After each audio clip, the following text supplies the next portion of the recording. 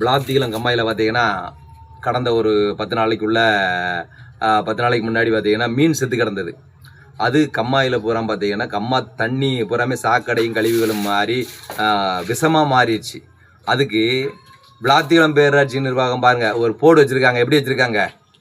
குளத்தின் நீரை பயன்படுத்த வேண்டாம், கால்நடைகளுக்கு பயன்படுத்த தடை, மீன் மற்றும் சாப்பிட தடை, மீன் பிடிக்க மற்றும் சாப்பிட தடை. இதுதான் விளாத்திகுளம் பேரூராட்சி போர்டு. போர்டு பார்த்தீங்கன்னா எப்படி வச்சுருக்காங்க? சும்மா பேருக்கு போர்டு. அந்த தண்ணியை அகற்றணும். ஒரு கால்நடைகள் ஒரு ஆடோ மாடோ இறங்கிட்டா செத்து போயிடும். அதை ஒன்று தண்ணியை அப்புறப்படுத்தணும். அப்படி இல்லைன்னா வேலி போட்டு ஏதாவது என்ன செய்யணும், அதை தடுக்கணும். இப்போ கால்நடைகளுக்கு தெரியுமா தண்ணி பாய்சனாக இருக்குன்னு? தெரியாதுல்ல. மனிதனுக்கு போர்டு வச்சிருக்கீங்க, ரைட்டு. ஆடு மாட்டுக்கு என்ன செஞ்சிருக்கீங்க?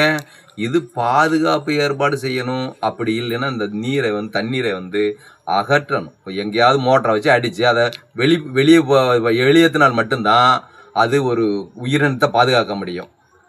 இது பேரூராட்சி நிர்வாகம் உடனடியாக தலையிட்டு இந்த நடவடிக்கையை எடுக்கணும்னு பொதுமக்கள் சார்பாக கோரிக்கை வைக்கிறேன்.